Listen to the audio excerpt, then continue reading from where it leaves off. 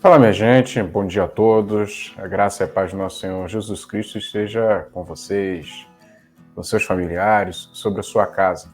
Bom, hoje é domingo, primeiro dia da semana, também é aquele dia especial que nós separamos para a gente materializar a nossa fé. Quando a gente se reúne, tudo aquilo que a gente acredita toma forma, toma cor, toma sentido, pode ser palpável, né?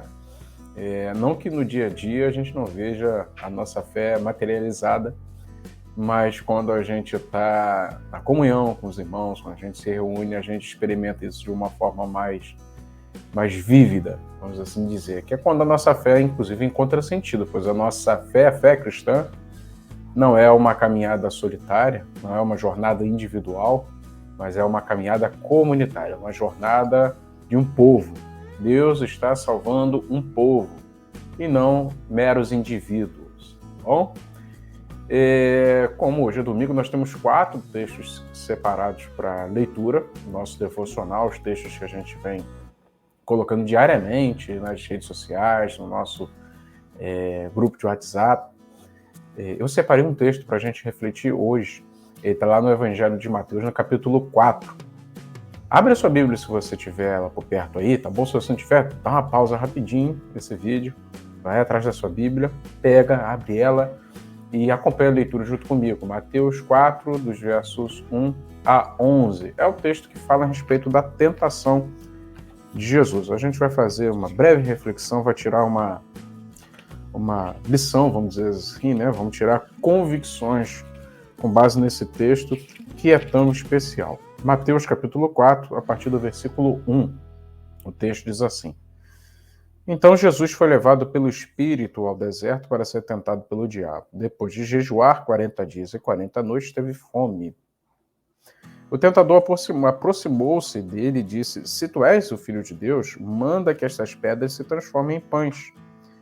Jesus respondeu: Está escrito, nem só de pão viverá o homem, mas de toda a palavra que procede da boca de Deus. Então o diabo o levou à cidade santa, colocou-o na parte mais alta do templo e lhe disse: Se tu és o Filho de Deus, joga-te daqui para baixo, pois está escrito, ele te dará ordem aos seus anjos ao seu respeito, e com as suas mãos ele os segurarão, para que você não tropece em alguma pedra. Jesus lhe respondeu: Também está escrito, não ponha à prova o Senhor, o seu Deus. Depois o diabo o levou a um monte muito alto, mostrou-lhe todos os reinos do mundo e o seu esplendor. E lhe disse: Tudo isso te darei se prostrares e me adorares. Jesus lhe respondeu: Retire-se, Satanás, pois está escrito, adore o Senhor, o seu Deus, e só a ele preste culto. Então o diabo o deixou, e os anjos vieram e o serviram. Uma coisa que a gente precisa compreender com maior clareza é a real natureza do pecado e como isso é mais grave do que a gente imagina. Porque o pecado, embora a gente entenda de uma forma, vamos dizer assim, pedagógica, uma forma prática a respeito do pecado, que está sempre relacionado à sua consequência, né? O pecado vai nos trazer uma consequência ruim, mas na verdade o pecado é a evidência de uma essência que não está legal. E isso muda tudo. Porque se o pecado é a evidência de uma essência que não está legal, então quando a gente está falando de essência, a gente está falando de algo que vai afetar todas as outras coisas, porque é da onde as coisas surgem, da sua essência. Então, se o pecado é evidência de uma essência que não está legal, a gente precisa compreender a real gravidade disso, o quanto nós precisamos combater, porque quando, por exemplo, a gente fala de tentação, a gente fala de resistir ao pecado, talvez a gente não consiga compreender com clareza o que isso realmente significa. Bom? Uma coisa que a gente precisa firmar em nossas mentes e corações é que o pecado, acima de tudo, é uma distorção da nossa identidade, ou pelo menos da identidade plantada por Deus, designada por Deus. Ele, como nosso Pai, evidentemente, nos tem como filhos. Então, a nossa identidade primordial é filho de Deus. O que o pecado vai fazer? Ele vai distorcer essa identidade, E aí vai macular todas as coisas à nossa volta, vai distorcer todas as outras coisas à nossa volta, vai danificar todas as outras coisas à nossa volta. O que o tentador está fazendo aqui com Jesus? Está tentando distorcer